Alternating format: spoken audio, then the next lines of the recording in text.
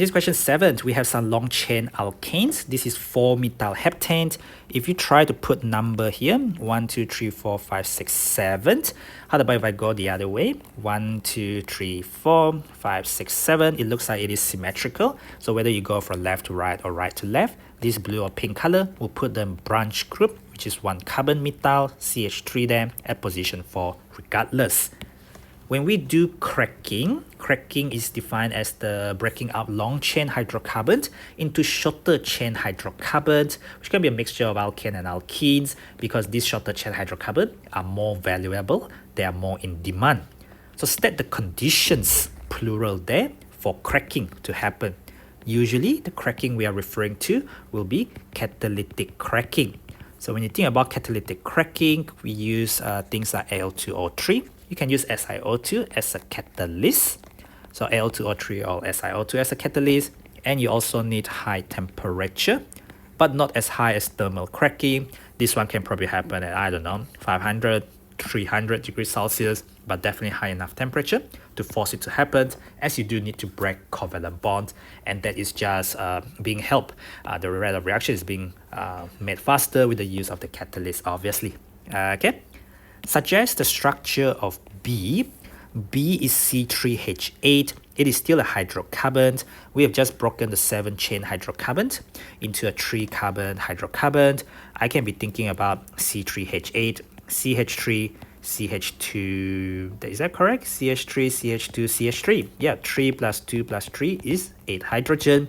It's entirely possible. It cannot be alkene because there are too many hydrogen there. It's CnH2n plus 2. The structure, they did not mention skeletal or display or structural. So, you can do skeletal, structural, or even display. You still get the 1 mark there. On to the next bit of the question. Compounds C, D, and E are isomers. They don't tell you what kind of isomers, whether it's structural or optical, you don't know. But they are C5H10. Most likely they are alkene, CnH2n. In fact, the next bit is chemistry of alkene. This is AS, and chemistry of alkene. This is to do with oxidation of alkene. And this is extreme condition. Concentrated acidified KMnO4 is going to be the extreme condition. And when you get the extreme condition for the oxidation of alkene, you're going to get the rupture of the carbon-carbon double bond. When we get CO2, that indicates you must have a CH2 double bond like this. This is what you call terminal. Terminal CH2 will give you carbon dioxide. Now you also get this compound F, which have 2 oxygens. There are 2 other possibilities you can have in a double bond. That was the first possibility. The second possibility is when you have RCH double bond, that will give you RCOH and a oxygen there. So you get a carboxylic acid from a RCH double bond. Continuing upwards, when you have RCR like that, so you have carbon of the double bond bonded to 2 other carbon. Here is carbon of the double bond bonded to 1 carbon and 1 hydrogen. So when you have 2 carbon there, what you're going to get will be ketone. When you oxidize the alkene there, you're going to get a ketone instead of a carboxylic acid. The very fact that we have 2 oxygen there, 2 oxygen there would mean it cannot be a ketone with 1 oxygen. It has to be a carboxylic acid. So F must be carboxylic acid. F must be carboxylic acid. And if F is carboxylic acid, what does that tell us?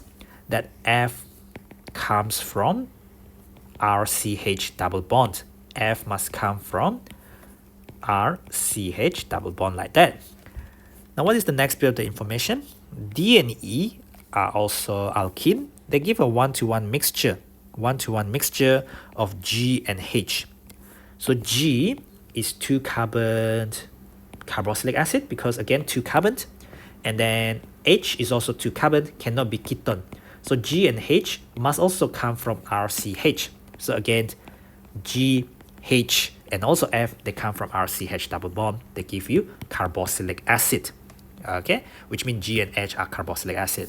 So what do I know so far? G is probably the easiest one to think about because 2 carbon carboxylic acid, it must be ethanoic acid. A 2 carbon carboxylic acid, no other choices. They want to suggest structures. They did not mention display, skeletal or structural. My tag is always draw skeletal because it's fast, it's elegant, and you're expected to be able to do it. CH3, carbon from 4 bond. There's one there, 1, 2, 3. CH3, CO2H. The next thing is this 3 carbon carboxylic acid. So H must be propanoic acid, and H is 3 carbon carboxylic acid. You cannot isomerize 3 carbon acid because it's not long enough to branch out or anything. There can only be one answer there.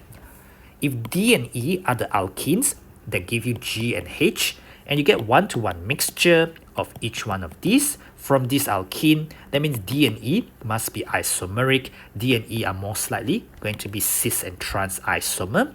If I have RCH double bond, let me label this as like the pink one, and then this other one as like the black color one.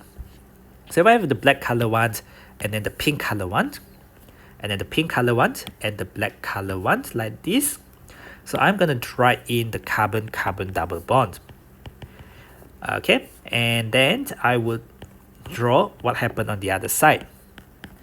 Now, if I have RCH double bond, so this is the carbon of the double bond, I must have RCH in order to give me carboxylic acid when I oxidize the alkene as chemistry. So that means I must have a CH3 on one side, carbon bond to carbon. The hydrogen is not bonded to carbon, so the carbon bonds to carbon, and I have a hydrogen on one side. This is 2 carbons bonded to the carbon in black, so I have a CH2, CH3, that is the CH2, CH3, RCH. When I break this double bond, RCH will give me a 1, 2, and 3 carboxylic acid, propanoic acid. This is the 2 carbon there, 1, 2, so RCH will give me a 2 carbon carboxylic acid, ethanoic acid upon oxidation under extreme condition. These 2 groups are on the same side of the carbon-carbon double bond. This is going to be your cis. This is going to be named 1, 2, 3, 4, 5. If you go the other way, you have 1, 2, 3, 4, 5. So pen 3 in is a bigger number than pen 2 in. This is cis pen 2 in. They haven't asked you for the name, but D is cis pent 2 in. And then E must be the trans isomer, where the 2 alkyl groups must be in opposite position. I'm just going to draw the CH3 there and the CH2 CH3 there. So I just put the H there and there. When you break the double bond, they are still going to give you the same product. RCH will give you this. The RCH here will give you that because 3 carbon give you 3 carbon carboxylic acid from the RCH. The 2 carbon RCH give you the 2 carbon carboxylic acid there. Okay. Now compound C gives CO2 and this 4 carbon carboxylic acid. What do I know about compound F? If I draw it as a carboxylic acid, 1, 2, 3, and 4, it could be branch. Do we know whether it's branch or not? We have no idea whether it is branch or not. We just know it's shorter chain hydrocarbon. We have no other information whether it is this, or you could of course also draw the branch isomer, which is this one, because when you have 3 carbon straight chain like this, you can branch it out into like that, and then you will get 2 methyl propanoic acid, or you can get butanoic acid. It's perfectly fine, but whatever you draw there must correspond to the actual alkene. So if I have my actual alkene, I must have H and H, because this this CH2, terminal CH2 will give me CO2. This carboxylic acid comes from RCH. The fact that I have H and H, they are the same atom on one carbon of the carbon-carbon double bond. That means I can never have cis and trans isomer. So it doesn't matter where I put the alkyl group on top at the bottom. It really does not matter, because this side already tells me I cannot have cis and trans, because 2 atoms or 2 groups of atoms, they are the same on the same carbon of the carbon-carbon double bond. No cis and trans there. So I want to get 4 carbon carboxylic acid. So this is CH2, CH2, CH3, 1, 2, 3, and 4. So 4 carbon carboxylic acid, 1, 2, 3, and 4. Okay, RCH, carboxylic acid, CH2, give me the CO2. You can also get from this other one. So this one will have come from, if I draw the other one, or F comes from, what is the alkene? Terminal alkene. And then I will have 3 carbon like this. So this is the RCH. So this is carbon 1, carbon 2 is branch, and carbon 3. So this will be your C if you choose to write this branch isomer of the carboxylic acid. You must get this for C here. But if you do this straight chain, you must get this. There are really no information on whether it is straight chain or branch chain. Just from this alone, we don't know. Okay, we do know it's C4H at O2. This is CH3, CH2, CH2, CO2H. So there are 3, 4, 5, 6, 7, 8, and there are 2 oxygens. This and this, they are what you call chain isomer. And you will see that this one is CH3, CH, CH3, CO2H. So again, there will be 3, 4, 5, 6, 7, 8. 8 hydrogen, 4 carbon, 2 oxygen, just like the formula of F for this one here. Because they are chain isomers, same molecular formula, different structural isomer. Between D and E, so D and E must be your geometric isomer, the cis and trans isomerism. Okay. Now propene is an alkene. It reacts with bromine to give you 1,2-dibromopropane. So you know that it will decolorize bromine water. And what you get is you add bromine across the double bond. The type of reaction is what you call addition, as stated in AS introductory. The mechanism is what you call electrophilic addition. Be very careful about the type versus the mechanism. Now they say, how is it carried out? How is it carried out? In the dark? Because if you do it in the presence of sunlight, you might do free radical substitution instead on the alkane. Instead of this addition reaction, your bromine will still get decolorized, but it might react with the alkane instead of the alkene. What is the type of reaction? It is an addition reaction. They are not asking for mechanism. You shouldn't be confused here. You shouldn't write down the mechanism when they ask for type of reactions. Have a look at the AS introductory organic chemistry syllabus there.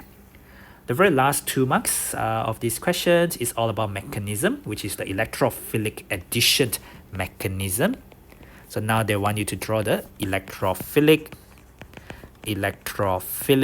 addition mechanism. If this is an AS paper, they will probably give you 3 marks or 4 marks already. We need to be careful of what we're doing. So if you want, you can draw a display. They are not so big, but typically I usually just draw my skeletal formula. Doesn't matter.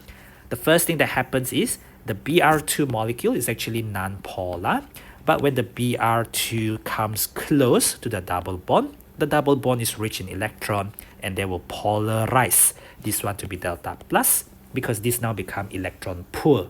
As this is rich in electron, you want to attack electron poor center there. So the first thing that happens is rich attack the poor. The rich in electron is the carbon-carbon double bond, attacks the electron deficient bromine, and then break away and give the 2 electrons to the bromine there. So everything else doesn't change. But what changes is you have added bromine. Then you have a plus there. But you know better that there could be 2 possibilities actually. That is 1 possible carbocation. But I could also get the other possible carbocation. That is going to be where the carbocation is on the other side. So I'm going to remove that Br there. So what happens is the Br add on the other carbon and I get this. Is there a difference between these 2? There is. Okay, this is a primary carbocation because the carbon with the positive charge is bonded to one other carbon is a primary carbocation.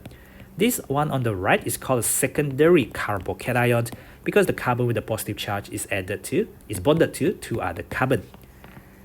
This, however, will not give you a different products. They will give you the same products because you are doing the reactions with a symmetrical Br2. So from the lone pair of the Br minus, attack the carbon.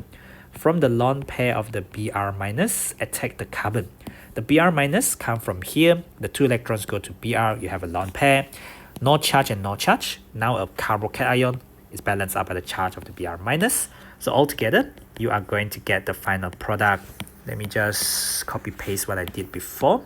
So that was what you gotten. And now I am just showing you the other Br adds there. But of course, the other Br could also add there. So, I better just use a same color so that you are not confused about what is happening. So you get the same product whether from this primary or secondary carbocation. But in general, we said that tertiary carbocation is more stable than secondary carbocation is more stable than primary carbocation. You will know this from your AS chemistry as part of the stability of carbocation. This is called stability of carbocation increases as the number of alkyl electron donating groups by inductive effect. They are all as stated in the AS syllabus. Inductive effect is under alkene chemistry, and the stability of the carbocation would increase due to more alkyl electron donating groups by inductive effect. Doesn't make a difference here, but it will make a difference when a question gives you major versus minor product. This is just a very straightforward 2 marks mechanism. I'm sure you won't get penalized if you don't draw the other intermediate, but you still need to show rich attacking the poor, the dipoles, the lone pair on the Br minus attacking the carbocation, carbon, giving you the final product to complete the 2 marks mechanism there. And that's the end of that 10 mark question.